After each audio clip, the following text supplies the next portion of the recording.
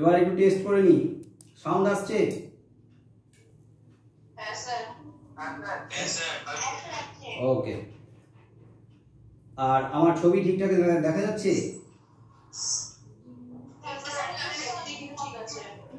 ঠিক আছে, এবারে তোমরা স্পিকারগুলোকে মিউট করে দাও, আমি একটু আলোচনা করব।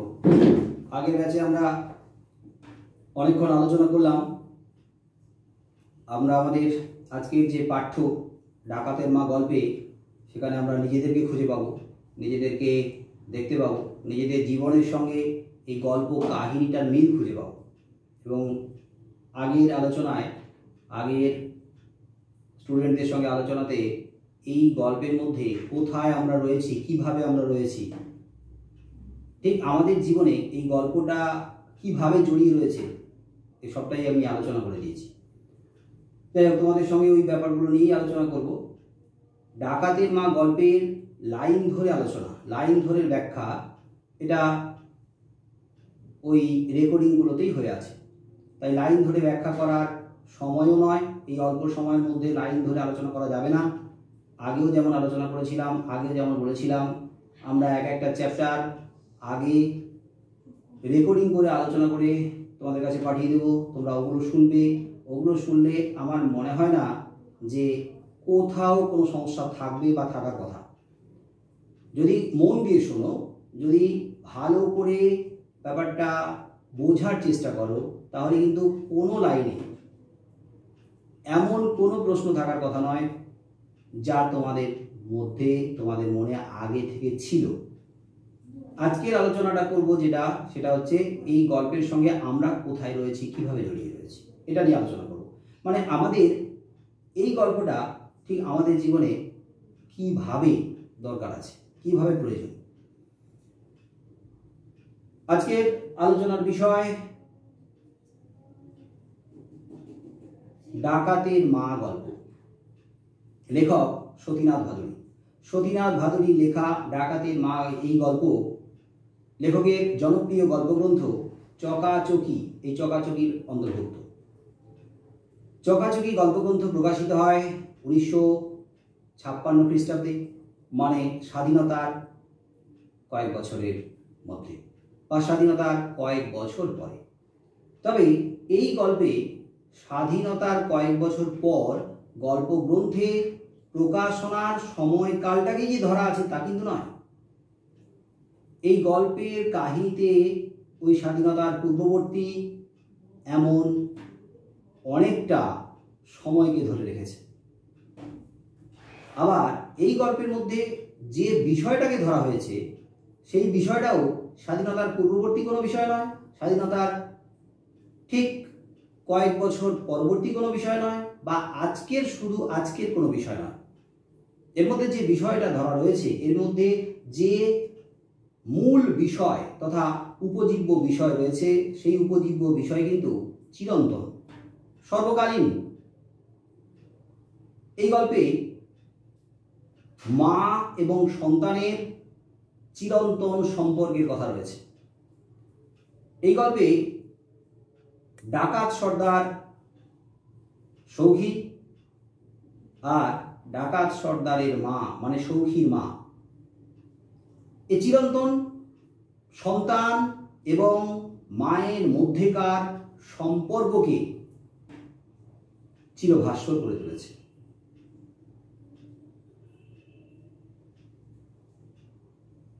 শক্তি চট্টোপাধ্যায়ের একটা জনপ্রিয় কবিতা, তার কয়েকটা লাইন, যেতে পারি কিন্তু কেন যাব, যেতে পারি কিন্তু কেন যাব, সন্তানের মুখ ধরে শুধু একটি চুমো খাবো।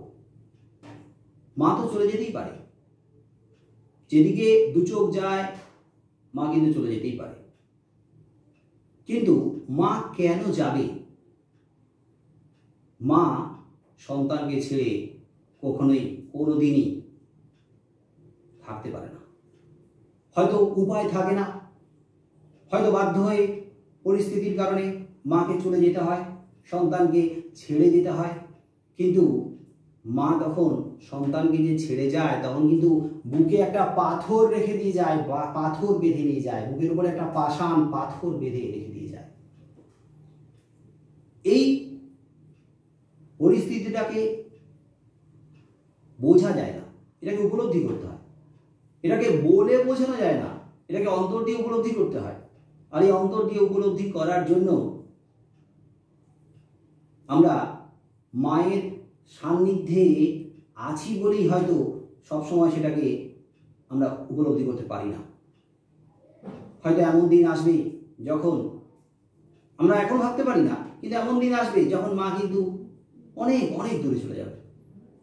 তখনই আমরা বুঝবো যে সত্যি আমাদের জীবনে মা ঠিক কিভাবে অবস্থান করেছিল।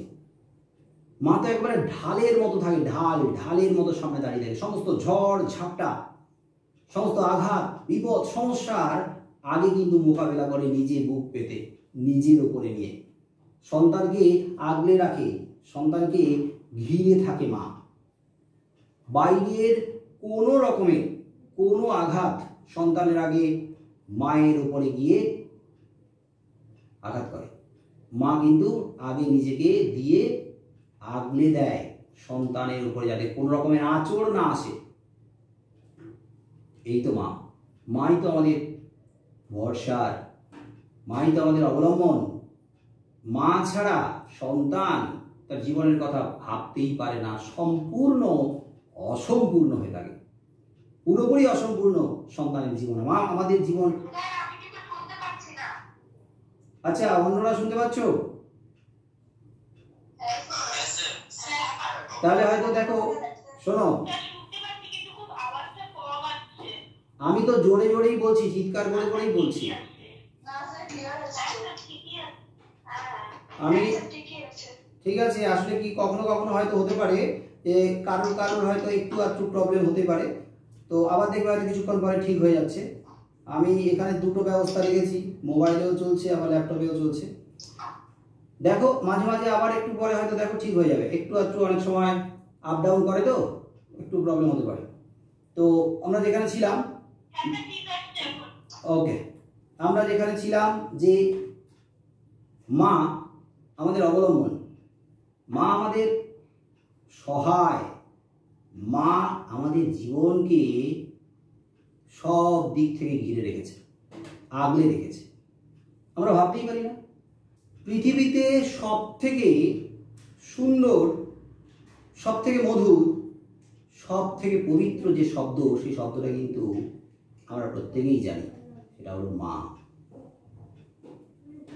এটাকে হয়তো এই মুহূর্তে তোমরা উপলব্ধি করতে পারবে না, কারণ মায়ের সান্নিধ্যে প্রত্যেকেই আছো। কিন্তু যেদিন হয়তো কিছুদিনের জন্য, হয়তো কয়েক মাসের জন্য, কয়েক বছরের জন্য মায়ের থেকে দূরে থাকবে, তখনই বুঝবে যে সত্যি মা আমাদের জীবনে কতখানি জীবন জুড়ে ছিল। তবে দূরে থাকলেও মাকে কিন্তু আমরা সারাক্ষণ কিন্তু মাকে অনুভব করি, মায়ের অস্তিত্বটাকে অনুভব করি। মাকে অনেক সময় আমরা সশরীরে পাই না, কিন্তু আমরা চোখ বন্ধ করলে মায়ের সেই সান্নিধ্যটা পাই, মনে করতে পারি যে মা কিন্তু আমার আশেপাশে আছে, মা আমাকে মাঝে রেখে চারদিকে ঘুরছে। যখন বিপদে পড়বে তখন নিজের অজান্তেই এই মা শব্দটা চলে আসে।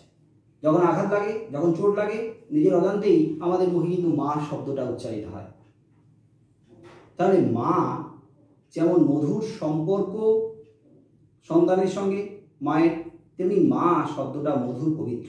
ঠিক তেমনি পৃথিবীর মধ্যে সব থেকে সুন্দর, সব থেকে পবিত্র, সব থেকে মধুর অটুট সম্পর্কই কিন্তু এই মায়ের সঙ্গে সন্তানের সম্পর্ক। এটা বোঝার মতো বোধহয় এখনো পর্যন্ত আমাদের সেইভাবে সময় আসেনি। যাদের জীবন থেকে মা চলে যায় অনেক দূরে, হয়তো আর ফিরে আসার উপায় নেই, তারাই বুঝতে পারে যে মা ঠিক কতখানি তার জীবনে কি ভূমিকা নিয়েছিল। তাই আমাদের এটা হয়তো মনে হতে পারে যে ব্যক্তি খুব বয়স্ক, ধরো 60 বছর, 70 বছর, এখনো পর্যন্ত তার মা হয়তো জীবিত আছেন, একবারে বৃদ্ধা থুত্তুরে, কিন্তু সেই ব্যক্তি তার মাকে একেবারে ওই বট বৃক্ষের মতো মারে। মা হয়তো শারীরিকভাবে প্রায় অক্ষম, হয়তো কোনো কাজ করতে পারে না, হয়তো সন্তানের পাশে শারীরিকভাবে থাকতে পারে না, কিন্তু যখন কোনো বিপদে পড়ে, কোনো সমস্যায় পড়ে ছেলে, তখন কিন্তু মাকেই ভাবে উনি আমার আশ্রয়, উনি আমার ভরসা। এবং মায়ের সঙ্গে আলোচনা যদি নাও করে, তাও মায়ের কথা ভেবে তিনি কিন্তু ওই বিপদ থেকে উদ্ধার পাওয়ার মতো বিরাট একটা মনের জোর বা শক্তি খুঁজে পায়। এই জন্যই আমাদের জীবনে প্রত্যেক বড়দের প্রয়োজন আছে, ভূমিকা আছে। হয়তো কখনো কখনো আমাদের মনে হতে পারে মা আজকের আমাদেরকে শাসন করছে, বাবা আজকের আমাদেরকে আঘাত করছে, মানে বকা দিচ্ছে, তার মানে এই মা বাবা ওই মুহূর্তে অনেক সময় আমাদের কাছে কি মনে হতে পারে, আমাদের শত্রু। মা আমাকে এত কথা বললো, মা আমাকে ডালের হাতাটা ছুঁড়ে আমার কপালটা ফুলিয়ে দিল, মনে হতেই পারে। রাগের মাথায় মা কিন্তু করে অনেক সময়, বিশেষ করে মেয়েদের দিকে কিন্তু ওই ডালের হাতা খুন্তি এগুলো কিন্তু ছুঁড়ে আসে কিন্তু ওই রুটি আটা বেলতে বেলতে, রুটি বেলতে বেলতে দেখা যায় মা হয়তো ওই বেলনিটা মারলো ছুঁড়ে, কোথায় লাগলো, মেয়ের মাথায়, মাথাটা খুলে গেল, কেটে গেল। তখন মাকে মনে হয় না, ও মা, এই মাটাকে নিয়ে আর পারা গেল না, এই মা যদি না থাকতো না, উঠতে বসতে সারাক্ষণ আমাকে শুধু টোকা দেয়, সারাক্ষণ বলতে লাগে, না এটা করিস না, না ওটা করিস না, না এটা খাবি না, না ওটা খাবি না, না এটা করবি না, না হ্যাঁ ওদিকে যাবি না, উঠবি না, বসবি না, আমার কথা মতো চলবি, আমার কথা শুনে চলবি। এই সারাক্ষণ এই না না আর নিতে পারাই যায় না। তখন মনে হয় না, ভালো লাগে না, দু চোখ যেদিকে যায় হয় চলে যাবো, না হলে মাকে কিন্তু আঘাত হবে। হতেই পারে ধৈর্য হারা হয়ে মানুষ কিন্তু অনেক সময় মাকে আঘাত করেই ফেলে, সন্তান অনেক সময় কিন্তু মাকে আঘাত করে। আচ্ছা, আমার কথা শোনা যাচ্ছে? বৃষ্টি এসছে জোরে, তাই বলছি। আচ্ছা আচ্ছা, ওকে।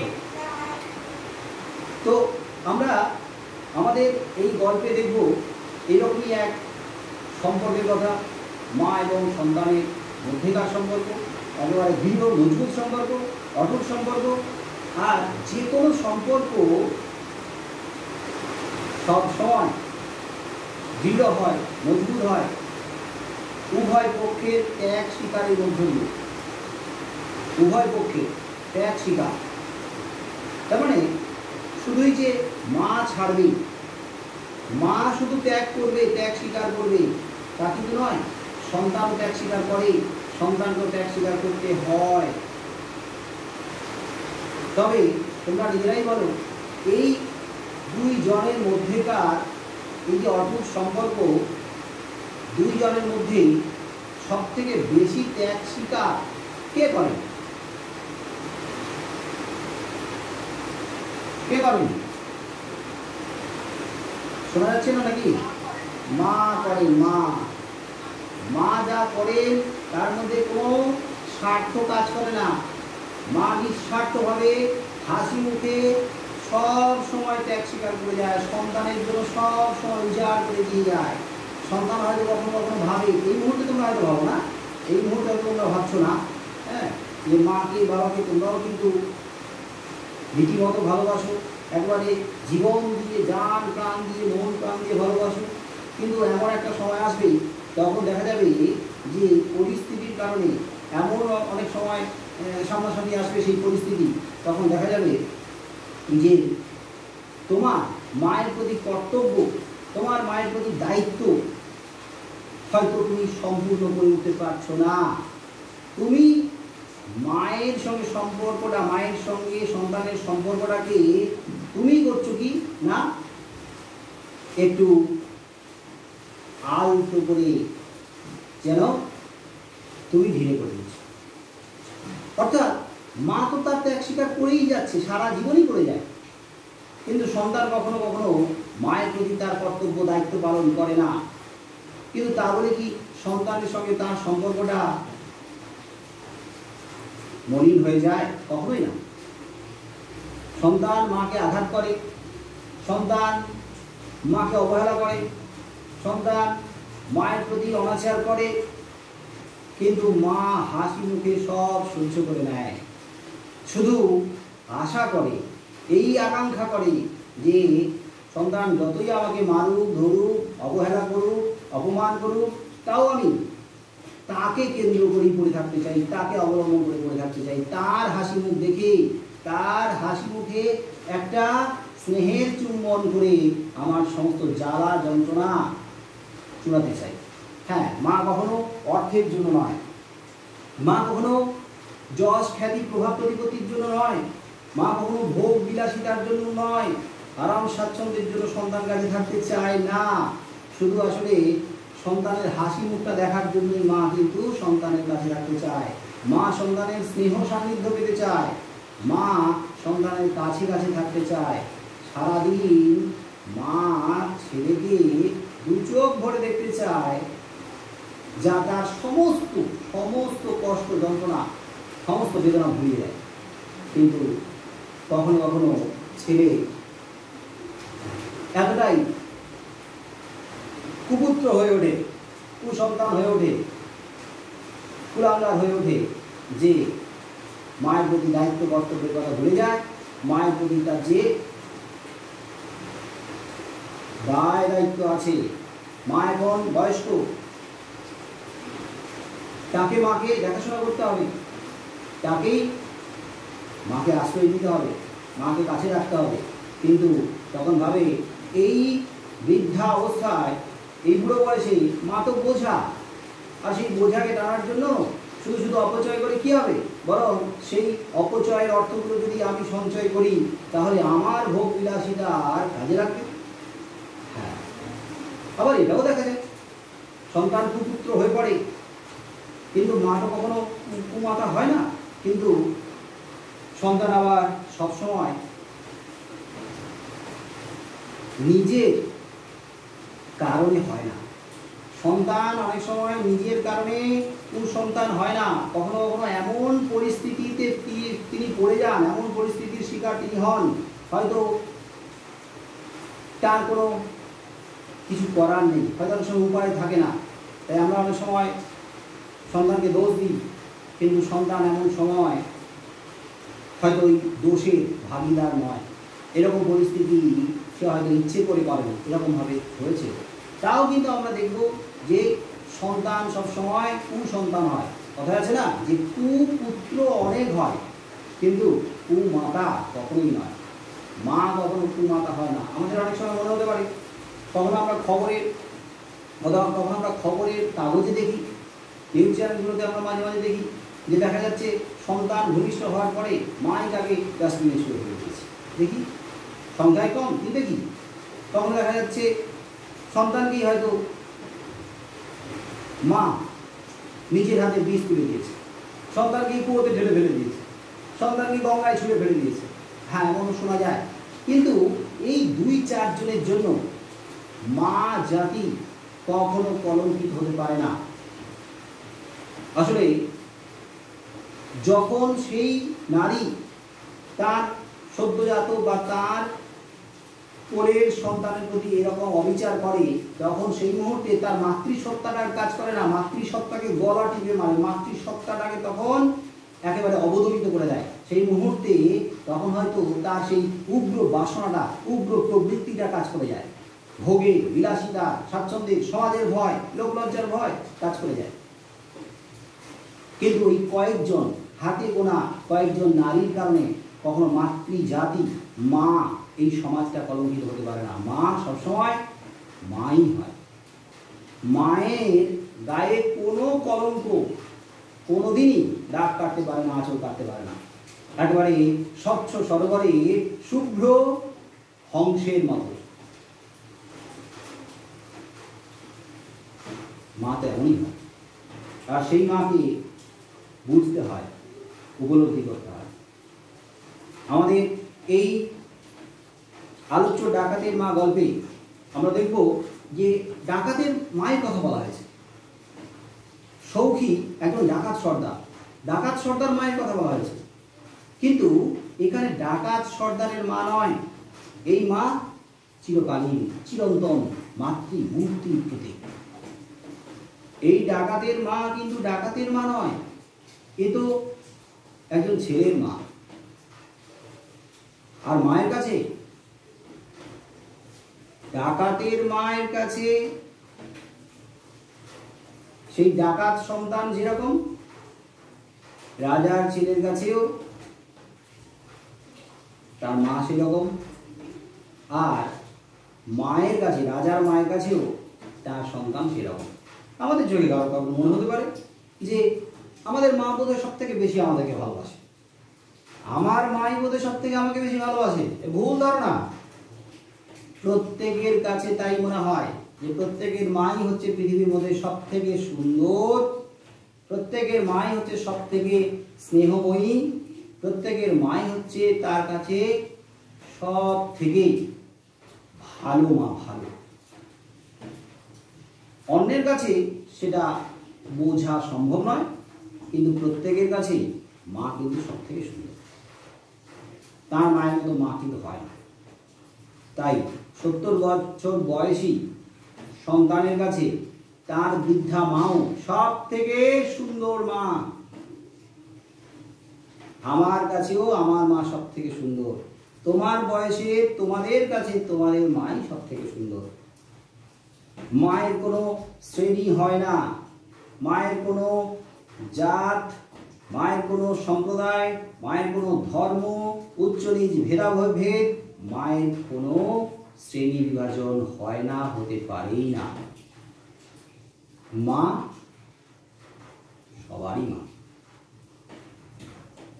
এই গল্পেও আছে, এই গল্পেও আছে। আমাদের চোখে মনে হতে পারে যে সৌখী তো ডাকাত সর্দার, তো ডাকাত সর্দারের প্রতি তার যে ভালোবাসা, মানে সৌখীর মায়ের ভালোবাসা, সেটা কি করে এতখানি ভালোবাসা হবে? আরে ডাকাত সর্দার তো আমাদের চোখে, ডাকাত সর্দার তো আমাদের চোখে, আমাদের চোখে ও তো অপরাধী। শোনা যাচ্ছে না? হ্যাঁ হ্যাঁ, আসলে আসলে এতটা এতটা মানে চুপচাপ, হ্যাঁ এতটা চুপ, ও এতটা চুপচাপ হয়ে গেছে তো সবাই। আচ্ছা ঠিক আছে, তুমি এসো আর যাও, আমরা শেষে তোমাকে নিয়ে বেরিয়ে যাবো একসাথে। হ্যাঁ এখন তুমি আসো আর যাও, আসো আর যাও, তারপরে যখন ছুটি হবে একসাথে বেরিয়ে যাবো আমরা সবাই, দলে দলে হই হই করে করে গেট দিয়ে বেরিয়ে যাবো। কি করবো, এখানে তো আমার হাত নেই, আমি যে তোমাকে আটকে রাখবো সেটা তো উপায় নেই। এ যদি অফলাইনে হতো আমি তোমাকে আটকে রেখে দিতাম, অনলাইন রাস্তা খোলা আছে, যাবে আসবে, যাবে আসবে। তারপরে হ্যাঁ হ্যাঁ তাই করতে থাকো, কিছু শুনবে কিছু শুনবে না, কিছু শুনতে পাবে কিছু শুনতে পাবে না। তারপরে ছুটির সময় যারা যারা থাকবে একসঙ্গে আমরা হই হই করে কি মজা, আজকে ছুটি বলে বেরিয়ে যাবো। তো আমরা যেখানে ছিলাম, আমরা ছিলাম সৌখীর মা আর সৌখীর মধ্যেকার সম্পর্ক। এখন সৌখী ডাকাত সর্দার, ডাকাত সর্দার মানে আমাদের চোখে সে অপরাধী, ডাকাত সর্দার মানে সমাজের চোখে সে অপরাধী, অসৎ, অন্যায়কারী, আইনের চোখে, পুলিশের চোখে, সবার চোখে সে অন্যায়কারী। কিন্তু সৌখীর মায়ের চোখে সৌখী কখনো অন্যায়কারী নয়, অপরাধী নয়। আসলে ওদের পেশাটাই এরকম ছিল। ওদের পেশাটা কিরকম ছিল? এটা তো পুরুষানুক্রমে। ওর বাবা ছিল ডাকাত সর্দার, এখন বাবা নেই, ওই বাবার দায়িত্বটা এখন সৌখীর কাঁধে পড়েছে। সৌখী এখন ডাকাত সর্দার। তো সেই সৌখী ডাকাত সর্দার, কিন্তু মা কিন্তু তার এই ডাকাতি করার জন্য গর্ব করে। যখন সৌখীর বাবা বেঁচে ছিল তখন কিন্তু সৌখীর বাবার জন্যই সৌখীর মা গর্ব করত। আর এখন ছেলের জন্য গর্ব করে। ছেলে আমার ডাকাতি করে, ছেলে আমার ডাকাতি করে, কি বীরের কাজ করে, হ্যাঁ ছেলে আমার ডাকাতি করে, বুঝলি তো, ডাকাতি করে, চুরি করে না। ওই সমস্ত ছিচকে কলুচোরদের মতো হ্যাঁ এর বাড়িতে ঢুকে ওর বাগানে ঢুকে শীত কেটে জিনিসপত্র চুরি করে না, সবজিটা চুরি করে না, ফল চুরি করে না, ও ডাকাতি করে, রীতিমতো ছিনিয়ে নিয়ে আসে। আরে এটা তো বীরের কাজ। আর ওদের ওদের পরিবার এটা হকের পেশা। এই হক হক মানে অধিকারের পেশা। আমার বাবা ছিল ডাকাত সর্দার, এখন আমি ডাকাত সর্দার, এরপরে আমার যে বাচ্চাটা ওটাকেও ডাকাত করবো, বুঝলি তো, ওটাকেও ডাকাত সর্দার করবো। তাহলে এই ডাকাত সর্দার হওয়াটাই বোধ হয় এদের পরিবারের বংশগত পেশা। হ্যাঁ, তার জন্য সৌখীর মা গর্ব করে, আমার ছেলেটা কিন্তু বেশ বীরের কাজ করে, অহংকারের কাজ করে, এসব ছিটকে চোরের কাজ করে না, ছুঁচো মেরে হাত বন্ধ করে না, কিন্তু ওই যে হাতি ঘোড়া এগুলো শিকার করে, বাঘ ভাল্লুক শিকার করে। ওই যে আমাদের ক্লাস 10-এ একটা গল্প ছিল না, বহুরূপী, সেখানে একটা লাইন ছিল, এবার বহুরূপী হরিতা বলছিল, এবার মারিত হাতি লুঠিত ভান্ডার, কিন্তু ওটাতে ভুল ছিল। এবার নতুন বইতে কারেকশন হয়ে এসছে, এবার মারিত গন্ডার লুঠিত ভান্ডার। বুঝতে পারছিস ব্যাপারটা? ছন্দ মিলিয়ে হচ্ছে, এবার মারিত গন্ডার লুঠিত ভান্ডার। হ্যাঁ, মারবো তো গন্ডার মারবো, ওই হাতি ঘোড়া বাঘ ভাল্লুক এই বড় বড় জীবজন্তু মারবো, ও ছুঁচো মেরে হাত বন্ধ করে কি হবে, এইভাবে ভাঁড়ার লুণ্ঠন করে নেওয়া। হ্যাঁ, সৌখী ডাকাতি করে তাই করতো, আর তার কাছে ওটা গর্বের ছিল, অহংকারের ছিল, আর তার পাড়া প্রতিবেশীর কাছেও হয়তো গর্বের ছিল। কারণ যখন জেল থেকে ফিরেছে এর আগে মানে এবারের আগে যখন জেল থেকে ফিরেছে, তখন কিন্তু পাড়া জাগিয়ে বুক ফুলিয়ে কিন্তু ঢুকতো, এই আমি কিন্তু জেল থেকে ফিরলাম, কি করে ফিরেছি, ছিটকে চোরের কাজ করে ফিরিনি, আমি কিন্তু ফিরেছি ডাকাতি করে ফিরেছি, বাজা ব্যান্ড পার্টি শুরু হয়ে গেল। হ্যাঁ, বিশাল বিশাল একটা গর্বের কাজ করে ফিরেছে। কিন্তু এইবার বাছাধন আবার জেলে গেছে। তো জেলে গেছে বলে কিন্তু তার কোনো লজ্জা নেই, এটা কিন্তু কোনো কলঙ্কের কাজ করে যায়নি। তাহলে জেলে গেছে, ডাকাতি করে জেলে গেছে। বলো সৌখীর কত বছরের সাজা হয়েছে বলো তো? না না না না না না না, হ্যাঁ 6 বছরের সাজা হয়েছে। আমি কিন্তু সাজা চেয়েছি, আমি কিন্তু বলছি ওর জেল হয়েছে কত বছর। হ্যাঁ, না ছাড়া না, সাজা, শাস্তি শাস্তি শাস্তি হয়েছে 6 বছরের, জেল হয়েছে 6 বছরের। এখন কত বছর চলছে? 5 বছর চলছে। তাহলে জেল থেকে এখনো ফিরতে কত বছর বাকি?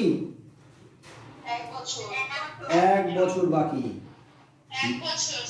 ওকে, 1 বছর বাকি। এখন সৌখীর জেলে চলে যাওয়ার পর ডাকাত সর্দারের একটা দায়িত্ব ছিল, যে দায়িত্ব কিন্তু এতদিন ডাকাত সর্দার সৌখী পালন করেছে। এখন যখন ডাকাত সর্দার দলে ডাকাত সর্দার নিজে এখন জেলে, তাহলে নিশ্চয়ই ওই মুহূর্তে কেউ না কেউ সৌখীর দায়িত্ব নেবে। হ্যাঁ, নিয়েছে, ও ডাকাত সর্দারের দায়িত্ব নিয়েছে। এখন কোনো ব্যক্তি ডাকাত সর্দার হয়ে ওই দলটাকে নিয়ন্ত্রণ করছে, এবং অলিখিতভাবে একটা নিয়ম আছে, যদি কেউ জেলে যায়, ধরা পড়ে, তাহলে তার পরিবারে তার সংসারের দায়িত্ব কিন্তু ওই দলটার উপর। হ্যাঁ, কি বলছো? আমি তো শুনতে পাচ্ছি তোমার গলা। অন্যরা শুনতে পাচ্ছ? এই অন্যরা শুনতে পাচ্ছিস? ওই তো শুনতে পাচ্ছি, ওই তো মাঝে মাঝে হবে, মাঝে মাঝে ওই যে মাঝে মাঝে শোনা যাবে, মাঝে মাঝে শোনা যাবে না। এই জন্যই তো আমি তোমাদের জন্য রেকর্ডিং করছি। মাঝে মাঝে যেটা শুনতে পাচ্ছ না, সেটা আবার কালকে দেখবে আপলোড করা থাকবে, ওখান থেকে কন্টেন্ট থেকে দেখতে পাবে। তো যেখানে ছিলাম, যে সৌখী জেলে চলে যাওয়ার পর এই ডাকাত দল তাদের পরিবারের দায়িত্ব নিয়েছে, কারণ এটা অলিখিত নিয়ম ছিল, দায়িত্ব নিতেই হবে, অর্থাৎ মাসে মাসে কিন্তু টাকা পাঠাতেই হবে। কিন্তু প্রথম বছর নিয়ম করে টাকা পাঠিয়েছে, তারপরে বছরগুলোতে বন্ধ করে দিয়েছে। বলো, প্রথম বছর নিয়ম করে টাকা পাঠিয়েছিল দলটা? প্রথম 2 বছর। তাহলে পরের বছর বন্ধ করে দিয়েছে? পরের, হ্যাঁ প্রথম 2 বছর দিয়েছিল। পরের 3 বছর বন্ধ করে দিয়েছে, দেয় না। হ্যাঁ, পরের 3 বছর আর দিচ্ছে না। তাহলে এই পরের, ওকে এবারে মিউট, পরের 3 বছর ধরে একটা পরিবারের এই মুহূর্তে 3 জন সদস্য, তবে সেই 3 জন সদস্যের চলবে কি করে? একে তো ডাকাত বাড়ির মা আর ডাকাত বাড়ির বউ, তারা যে কারোর বাড়িতে গিয়ে কাজ করবে, কাজ খুঁজে নেবে, কেউ তো তোকে দেবেই না কাজ, একটা অন্য চোখে দেখবে, অপরাধীর বাড়ির লোক না, সন্দেহ করবে, বিশ্বাসই করবে না। আর তারপরে গয়লা বাড়ির বউ, গয়লা বাড়ির মেয়ে, অন্যের বাড়িতে কাজ করাটাও ভালো দেখায় না। এই অবস্থায় কি করবে? তো সৌখীর মা বাড়ি বাড়ি গিয়ে খই মুড়ি বেচে সংসার চালাচ্ছে, কিন্তু তাতেও 3 জনের কুলোচ্ছে না, 3 জনের অন্নসংস্থান সম্ভব হয়ে উঠছে না। এই অবস্থায় সৌখীর মা না চাইলেও বাধ্য হয়ে তার বৌমা আর নাতিকে বেয়াইয়ের বাড়ি পাঠিয়ে দিয়েছে। থাক ওখানে। বেয়াইয়ের কটা মোষ আছে? কটা? দুটো মোষ আছে। তাহলে ওখানে, হ্যাঁ 2টো মোষ আছে, তাহলে ওখানে বৌমাকে পাঠিয়ে দিয়েছে। ভালো কথা, আগে নাতিটাকেও পাঠিয়ে দিয়েছে। তা নাতি কি করবে ওখানে? মোষের উপরে চড়ে ঘুরবে?